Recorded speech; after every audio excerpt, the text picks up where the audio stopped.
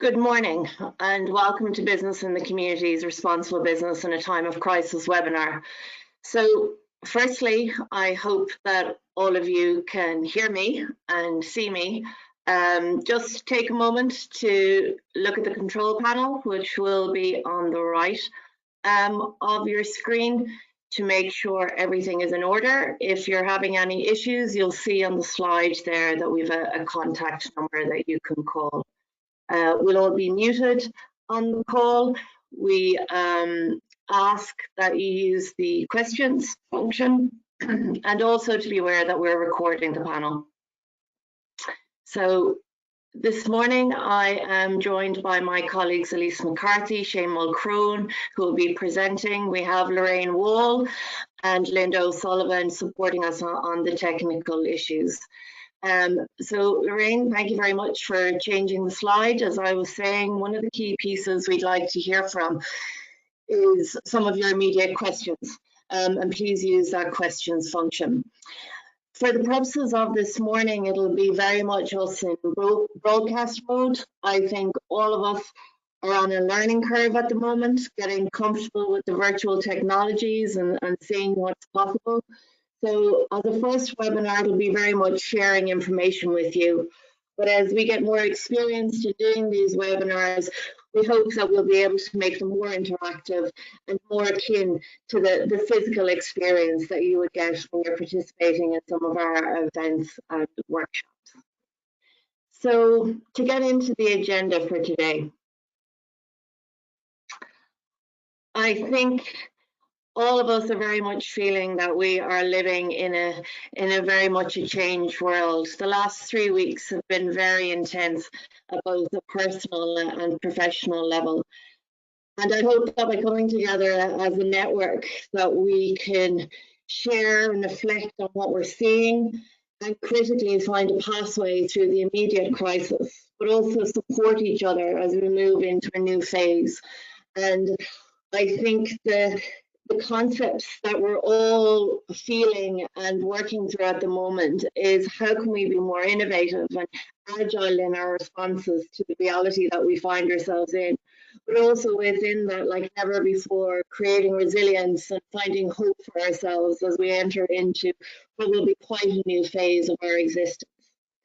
So for the purposes of this morning, I'm firstly going to give a very quick outline of how we can work together as a network and support ourselves during the immediate few months. You're going to be hearing from Elise McCarthy, who will share with us some of the thinking we've been doing in-house about how your sustainability framework and your sustainability strategies can help you respond to the current situation we find ourselves in. Shane Mulcrone, who many of you know, will be talking about the needs of community and what we're seeing there. Because I know in the immediate sense, all of us just really want to get out there and help those that are suffering the sharpest effects of the changes that are happening. So that's our agenda for today. I think we as a network, when this crisis hit, one of the first things we said is, what's the most meaningful thing that business and the community can do? So I think for the immediate term, what we would like to focus on is firstly getting a sense of where you're at. We're in crisis mode at the moment. So over the next 2 or 3 months, what are the most important things for you and your business? And we want to collate a collective picture of what those needs are. And from those insights, we hope to design a whole series of webinars on topics that are most important right now. Within that as well, we want to see how we can use our current collective projects to help us respond more effectively, but critically as well, we'll be keeping an eye on what's happening across different sectors, across the country, and ensuring that nothing is falling through the cracks, and that there is no critical gaps been missed out on. So I think our one-to-one conversations with you are really important, together with having more webinars like we're having this morning with you. So one thing we do want to try, and it'll be a learning curve for us, is we want to do a poll question to see where you're at and where your thinking is. I know if we were all sitting in a room together, we'd have a collective sense intuitively of how we're all feeling. So I think this question will serve as a virtual proxy in some respect. So on your screen, you should see that poll question.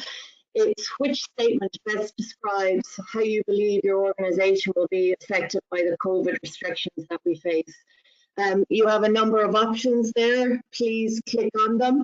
We'll take a few moments for you to do that polling and see where we're at.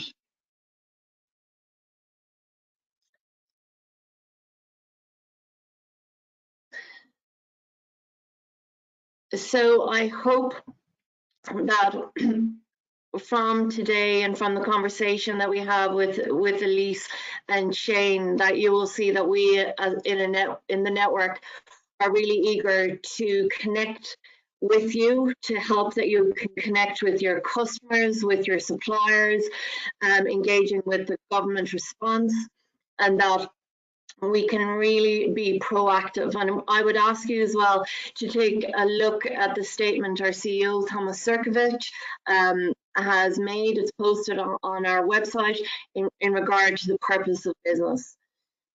So I hope our polling question is working there and that the results should be with us shortly.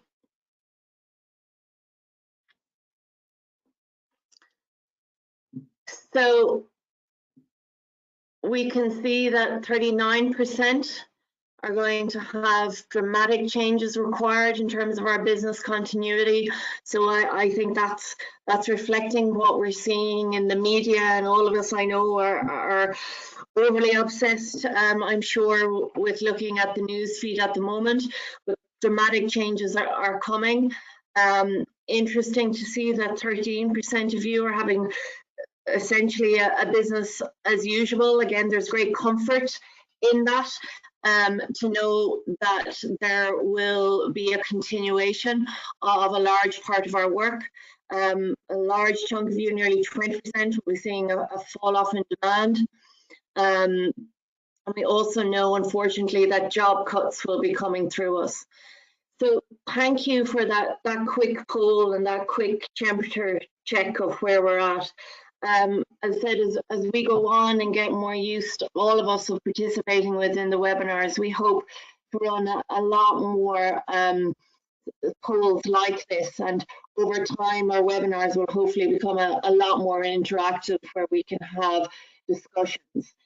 In terms of what we've been seeing about the role of business, I think we all know at this stage, given the magnitude of what we're seeing, the shock that we're currently experiencing, that it will be government, NGOs, civil society and business all coming together. One of the first surveys that we saw coming out is the Edelman Trust did a survey across 10 countries, 1,000 participants in each, and again focusing on the real importance of building trust and strong leadership at a time of crisis like this. I think from a business perspective, and again it just reiterates, I think, where a lot of your own thinking is at within your business, is that business and government will need to come together, to work together, that employees are looking to their employer for help and guidance, that employees trust the information coming out from you as employers, and I think that's important now in the time of crisis, but also as we work through it. I know focusing on core business, working with your suppliers in terms of continuity, working with your customers is really important at this time. So I think the Edelman Trust Barometer was again reflecting at a high level what we all know to be true within our daily lives. And within business and the community, what we've been doing is trying to understand what's happening internationally. Through our linkage with the World Business Council, we've been talking to them to understand what they're doing. Some of you may have seen that they have established a web page capturing business responses to the current crisis. We're linking in with CSR Europe. There's a webinar next week for our equivalents across Europe to talk about what's happening. So we hope that we can bring that learning, those insights into the Irish context, and help us navigate a pathway through where we're at the moment. Because when we look at the job of work that needs to be done, for good or for ill, what we're seeing is a lot of the fundamentals that we talk about within sustainability hold true. And one of the really important pieces at the moment is collaboration.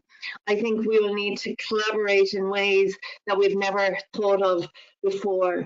Again, it has just been phenomenal to really understand the meaning of rallying around a common purpose. I think over the last 3 or 4 weeks, what the COVID crisis has done at a national level has been something that the Sustainable Development Goals would have dreamed of being able to achieving. And I think another stark realization from this crisis is the interdependency piece. As sustainability professionals, we've always called out that it's about systems change, it's about business understanding the dependencies and interdependencies with its various stakeholders. But I think in a way, never what we thought we'd experience before, we're really seeing those interdependencies made live. And I know a lot of you are experiencing challenges in terms of your global supply chains, in terms of where your customer bases are. And I think what has been a great source of hope and comfort for all of us has been the trust we've seen across Irish society, that we do trust our business leaders. We've had really strong and positive engagement from our government representatives. We've seen rallying and great mobilisation across civil society, and a true sense of us all being in this together. And again, really calling out the values of all of us being really focused on maintaining our societal norms and values within the crisis that we go through. And I think where all of our collective heads are at the moment, it's really about how we can contribute now. What can I do within my role, within my business that I work in? What can my sector contribute to the crisis? And as we're thinking about this and working with you over the coming months, I think the time horizons that we need to think about are, firstly, the next 2 or 3 months are going to be hugely significant. And what can we do as business actors when we're in this crisis phase? What are the really priority things that we need to focus on in terms of our core business, but also in terms of the societal response? I think we will then move into a different phase of trying to understand what's really important as we come out of a crisis and we seek to rebuild both our businesses and the functioning of our society. We then, I think, will have a different perspective of what we want to see within our world. I think our definition will change around what we perceive to be a fair, safe and inclusive society. So I think the magnitude of what we're experiencing is quite large at both that personal and professional level. But I do believe that when you look at the 100 companies that we work with across business and the community, is that we've got a great resource that we can tap in together. We've always said that the fact that we've all the different sectors working together within business in the community really creates something innovative and new. And I know that all of us, be it you in the tech sector, the financial services, the utilities, the retail, we're all playing a part. Some of us are hugely important right now in the crisis phase. Others of us will be really important when we're redesigning those economic and social support packages that we'll need. So I think at the moment we hope that this webinar will be the first of providing you with a space to share, to come together, to reflect and to kind of steady ourselves and help all of us navigate a pathway through that. So in terms of our first contributor for this morning, Elise McCarthy will be providing some observations in terms of the daily work that we do with you is around your sustainability programs and your strategy. So I think there's a lot that you can look to within those strategies that will help you provide leadership and both strategic and operational thinking over the next months ahead. So on that note, I'm going to mute myself and hand over to Elise. Lovely stuff. Thanks, Bernadette. I hope you can all hear me, and I hope you're all doing okay. Welcome to sunny West Cork. So my little spiel for the next couple of slides will be to do with what is responsible business in this context, like how do you make sense or put it in a responsible business frame, what's been going on for the last 2-3 weeks. And I guess the main point I'm trying to make is to bring it back to who you are and what uniquely you can offer. Simple enough points, maybe. Please click on, Lorraine, thanks. So, responsible business frame. A lot of you will recognize this particular framing from the Business Working Responsibly mark. It's our go-to framework for responsible business, and lots of the indicators there. So I guess if you look at what's been happening over the last week or 2 weeks, then you can think back to that very early part of the crisis when there was the announcement on the Thursday and Friday the 13th happened the next day. You're probably looking very much at the left-hand side of that slide, where people were very concerned. Companies had already been concerned with health and safety of staff. We're already looking at the idea of flexible working there under workplace and making remote working possible. Also in parallel, looking at customers and how those relationships were going to be affected, and in turn, how products and services needed to change. So a lot going on the left-hand side, and of course, organizational change management had to kick in as well to make all of these changes possible, to swap people from certain roles to others and so on. In the last few days, we've seen people, now that we're over the heat of that crisis, moving to the community side there on the bottom right. Perhaps a lot of you, I know, were moving even sooner than that, to what do our neighbours and our community partners need support with, because a lot of them have had to make sacrifices in terms of fundraising mechanics that they would usually use in public. As well as the community, the whole idea of sustainable procurement. So how are our suppliers doing in all this was very much coming along quickly too, because of course the supply chain is going to keep us all fed and watered for the next while, as they say. Also in the last while, under the environment pillar, even though it had taken a backseat and it has a backseat to some extent at the moment, there are even discussions happening online, obviously, about the fact that an awful lot of us are working remotely now, and the positive environmental impact that will have in terms of transport and travel, the positive environmental impact it has in terms of pollution. And I'm sure some of you have seen those maps on social media in relation to how pollution clouds have changed around the world.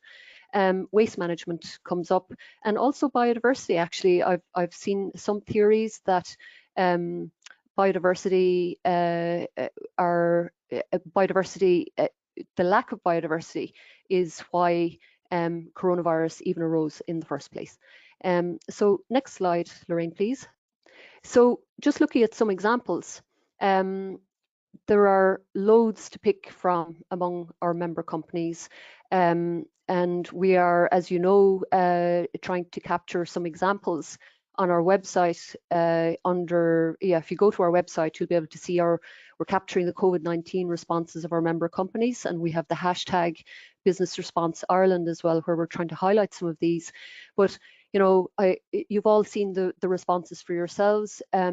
Banking organisations stepping up with 3-month payment holidays on loans and mortgages, very important for easing some of that financial pressure.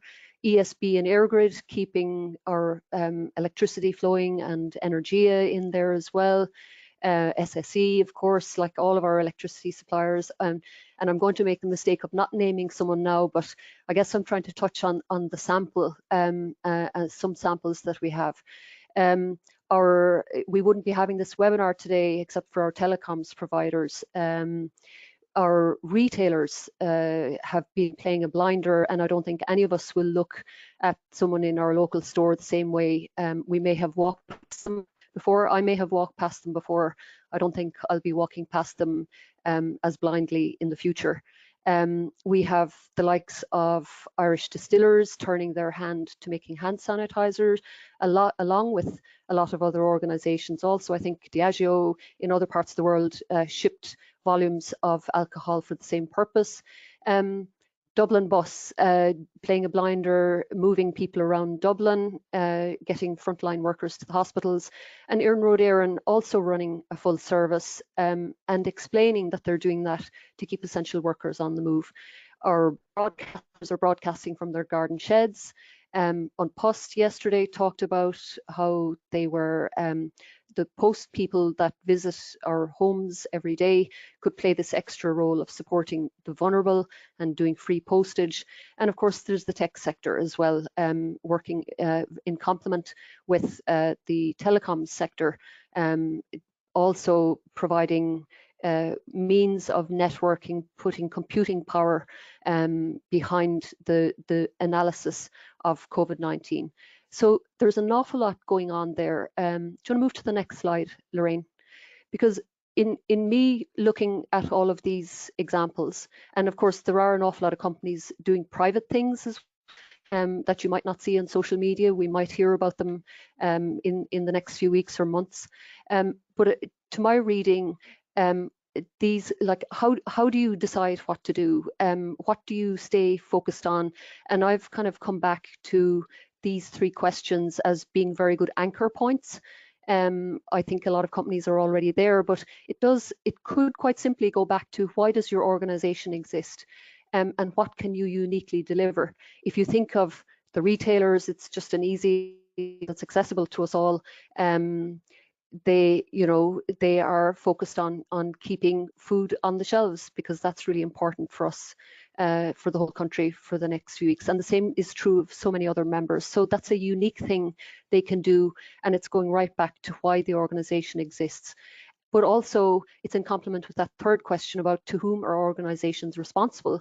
So it's society around us in the case of the retailers, and the same is true of our utilities, our telecoms providers, and the machines we're using right now, computing, the banking breaks that we're getting. So three questions I think that can help you to anchor your thinking. Do you want to go to the next slide, Lorraine, please?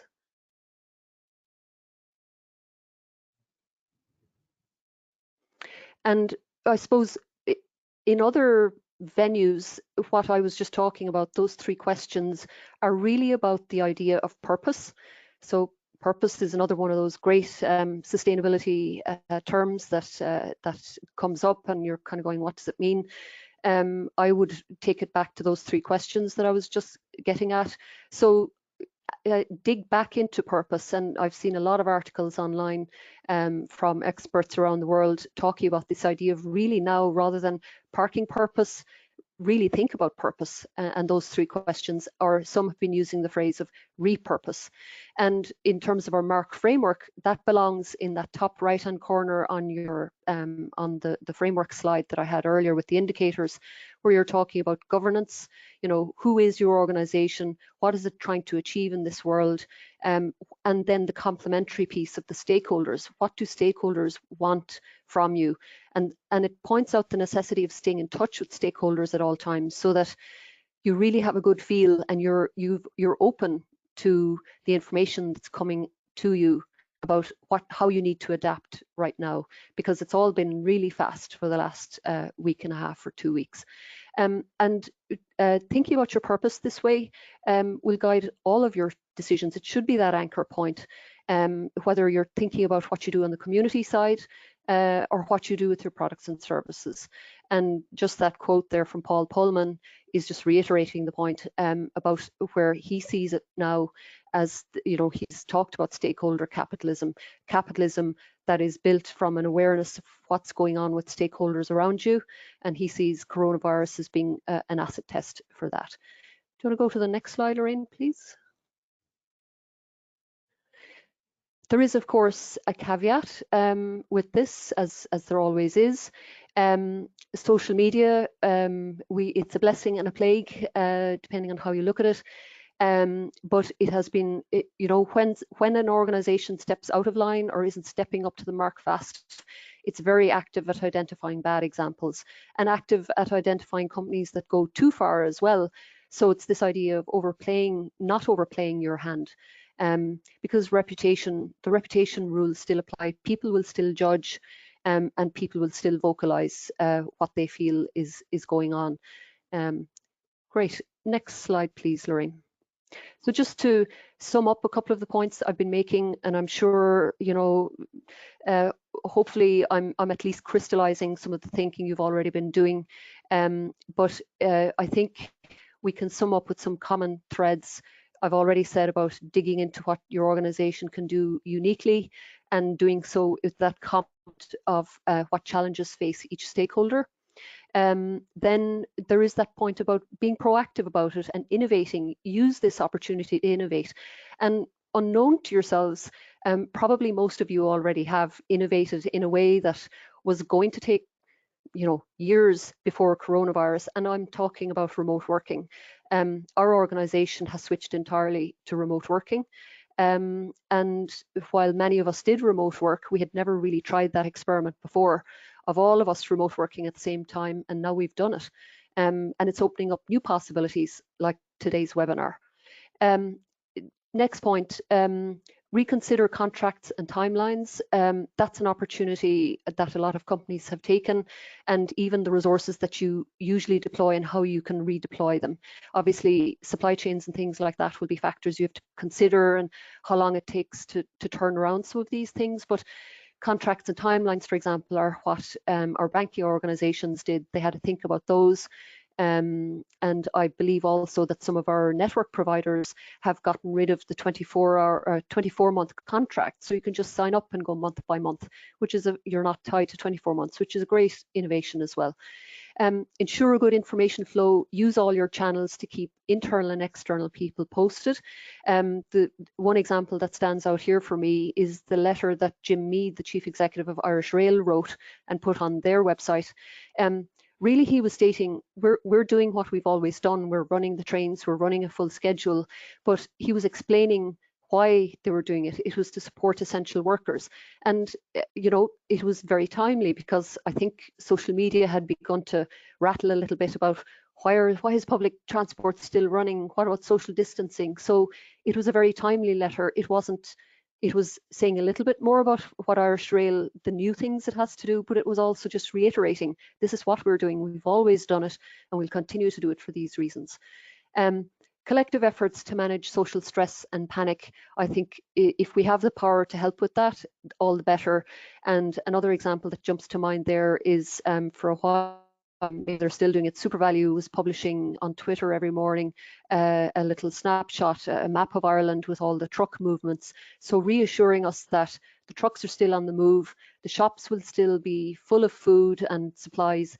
Don't panic. And I think that really helped. And so I've seen, the other from, I don't know, is it Lidl? I think it was Lidl, that there was lots of discussion on Twitter about how right there in that crisis of Friday the 13th.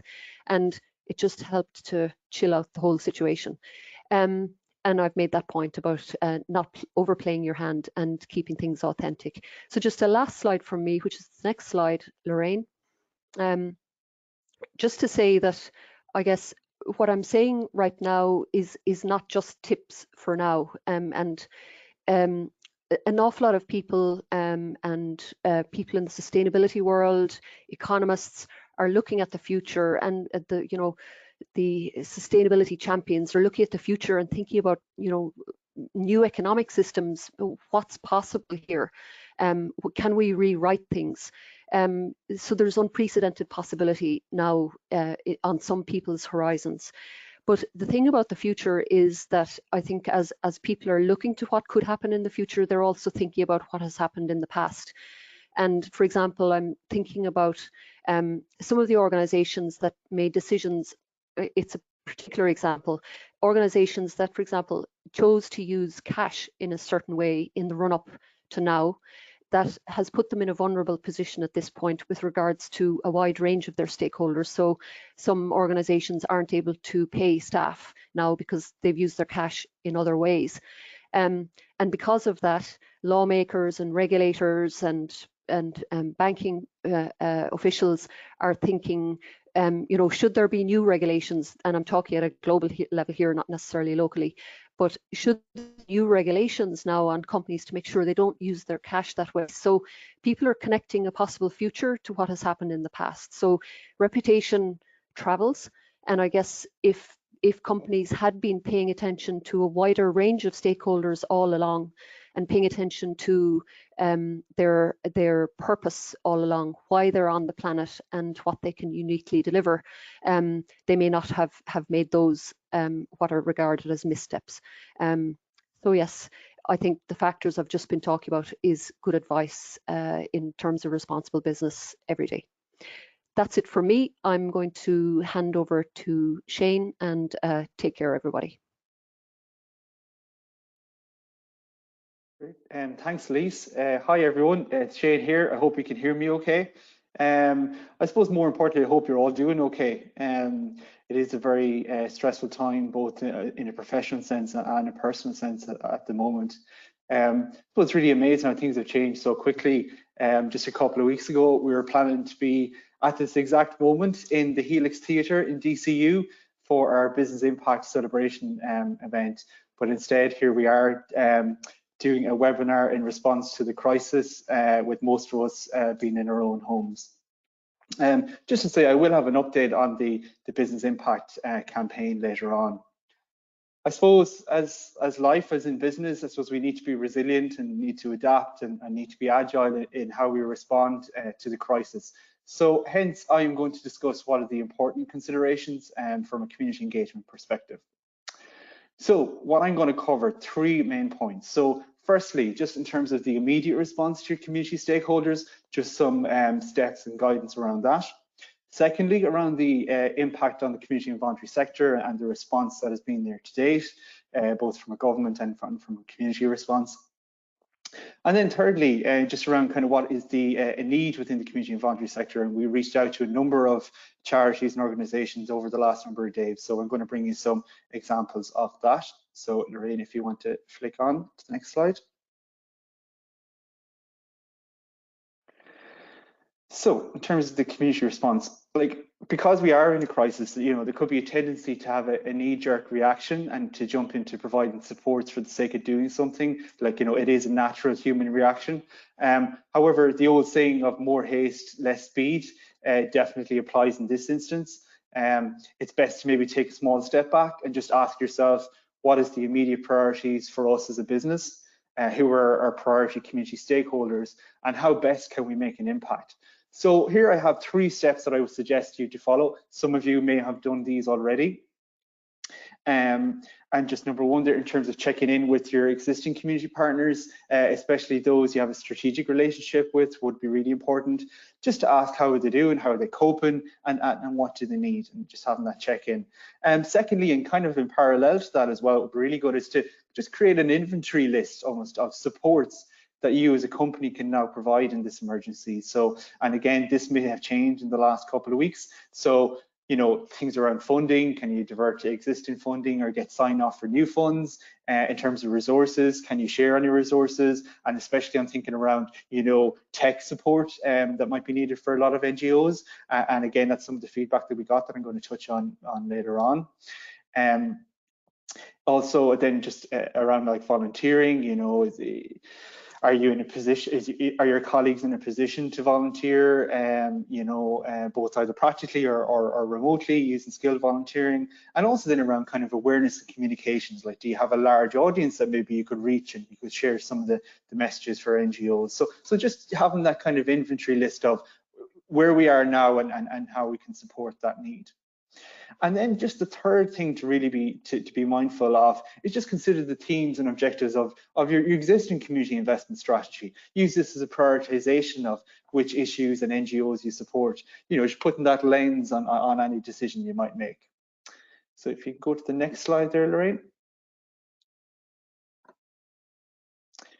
So in terms of the impact on vulnerable communities, so I just want to reference, the Wheel carried out a survey last week, which with their charities and NGO members, and they'd almost 300 responses. And you can see from the stats here that I've highlighted that nearly all respondents will experience some negative impact from COVID-19. Some highlighted stats include 85% expect it will cause cancellation of events or withdrawal of services, which is a huge impact. 50% expect that vulnerable people will be left without the services their organisation currently provides. 54% expect a negative impact on their fundraising income, and actually I think that number will probably be higher now. So this was last week, and it's an ever-evolving situation. And then also 39% expect a temporary shutdown of their organisation. So this gives you a sense of the enormous impact that there has been on the sector. So if you just go to the next slide there, Lorraine. In terms of kind of the response to date, firstly, just from the government response, so the Department of Rural and Community Development, in partnership with Volunteer Ireland, have developed a community response action plan, which has 3 aims. Encouraging and facilitating volunteering, providing community support for older people, and establishing a help desk facility for community groups. And within that, there's some really good information and guidance in terms of, for volunteers, in terms of how can I volunteer. There's some sensible do's and don'ts within that, and also advice for local community groups. How do we get volunteers?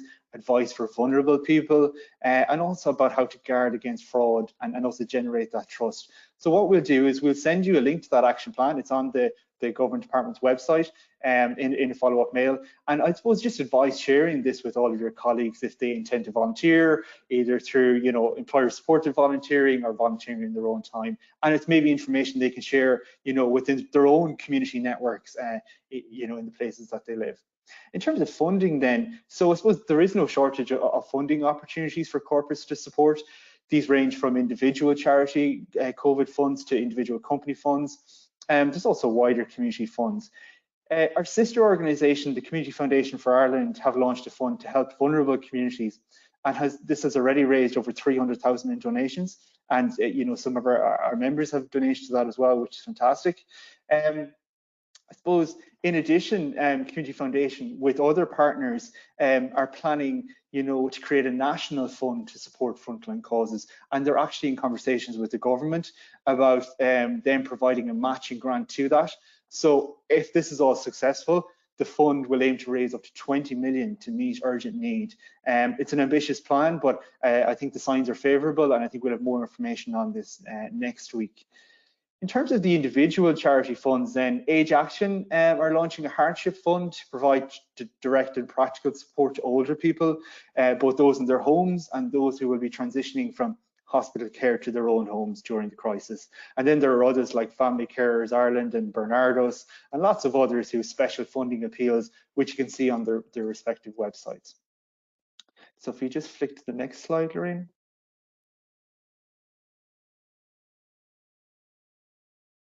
I touched on some of the volunteering in terms of the government response, but I suppose the community spirit that we've all seen since the crisis began has been amazing, in particular around the HSE's Be On Call for Ireland appeal. And there are other volunteer initiatives there, such as Crisis Cover. And basically with Crisis Cover, you can register to be a backup support for organisations who may lose members of staff due to illness or self-isolation, to keep essential services going. So do have a look at that, crisiscover.ie.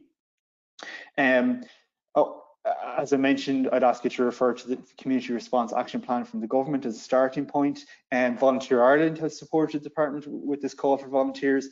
And if you visit their website, you can find your local volunteer centre, and then you can search the different opportunities that are related to the COVID-19 response within that.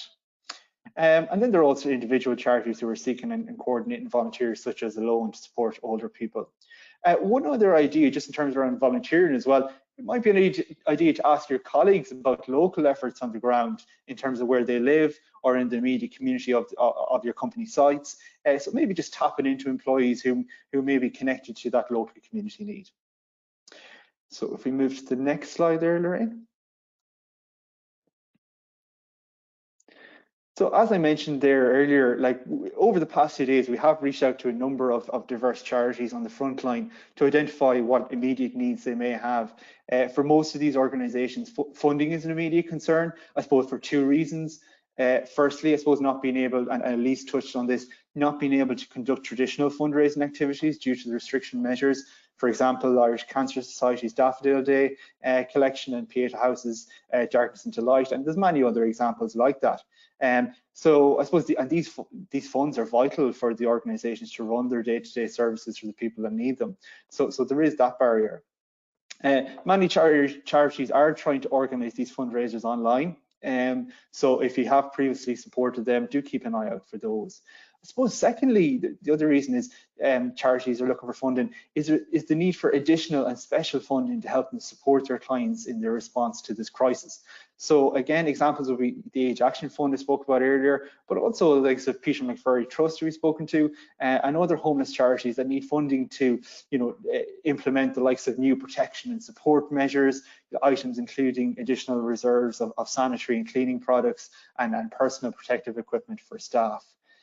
On the second point there, just around the skills, support and resources, and especially, as I mentioned, the tech resources. So I suppose because of the social distancing measures and workplace closures, a lot of charities who deliver one-to-one services with clients are now looking at ways to deliver those services online. And they could really do with support from corporates to be able to do this. So like one example I can give is ARC Cancer Care. So given that many ARC clients are vulnerable and have to self-isolate and refrain from leaving their homes except for treatment, ARC are seeking to support to create via technology remote access by clients to their team of psychotherapists, and also to deliver some of the services that they have done previously face-to-face. So again, this is just one example, but there are many other charities in a similar situation. And other charities then need support with the likes of digital marketing and communications, to be able to get vital messages out there to their clients and to the general public. A third thing that popped up, and again, this is, I suppose, early days as well in terms of the response that we've had from charities, but in terms of food donations and cleaning protective donations. So a number of charities have requested this. For example, Ronald McDonald House have had to cease their family cooking program, which many of you are members, I know, would have volunteered with previously. So this program produced meals for families with sick children staying in hospital. So to keep the meals being served, they're asking for funding to go towards food companies that have production kitchens and that can in turn help the charity sector by providing meals. Or other ways of supporting is, maybe an example they've given is a supermarket delivery. So I know Ronald McDonald House, one of the corporate partners, ordered a Tesco delivery online with some ready-made meals, snack items, cleaning products, and all of that. So they found that was very welcome for the families who find it hard to get out and pick up such items. Another example around Focus Ireland, they're looking for large quantities of non-perishable food items for their families who are currently quarantined in emergency accommodation. So most families have only access to a kettle and microwave for cooking, and often no fridge. So foods that would suit this would be, kind of tinned foods, soups, microwavable rice, etc. And also they're looking for activity packs for children. So again, children who are quarantined, so items such as colouring books, pencils, crayons, etc. So what we will be doing is we'll be collating all the response that we've had from the charities so far in terms of a menu of opportunities, and we will be sharing that with you shortly. So if you just move on to the next slide there, Lorraine.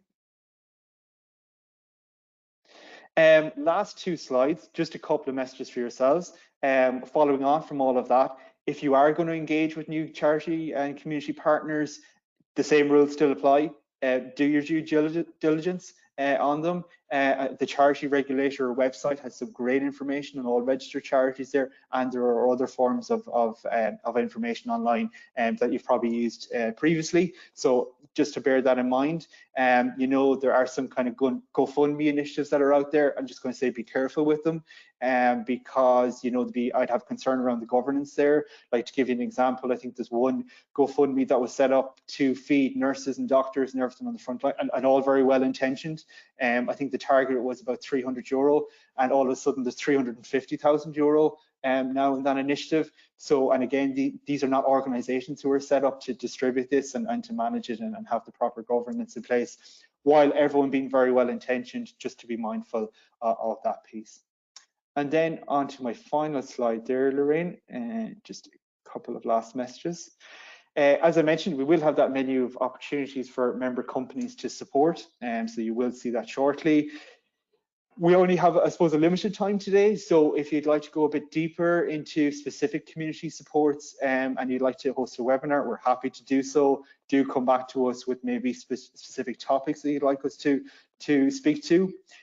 We are obviously here as a resource, so as Bernadette mentioned earlier on, reach out to your specific advisors or also directly to myself or to Linda O'Sullivan or Louise Murray, particularly around community engagement and social inclusion. I have, in the conversations I've had with some members over the last few days, I've been very inspired in terms of the intention, the response, it's been really thought through. So again, if you need any advice, do come to us for that. And just on that theme, my last message is actually around the business impact celebration. It's still at the top of our minds in terms of we are looking at a new date to, I suppose, release all the data, to have the online campaign. And we will be coming back to you shortly with a new date on that. So that's it for me. Thank you, everyone. I'm going to hand over to Bernadette. Thanks a million, Shane.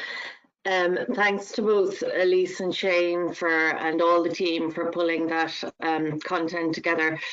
No more than yourselves. I think we all know we're still just very much in the eye of the storm. And again, that polling stat there is a tough one in terms of 40% of you are seeing drastic changes. But I hope by sharing these examples that we can help get a grip on what is needed within your core business. It's keeping employees, keeping all our motivations up, keeping us all going, I think is one of the key things at the moment.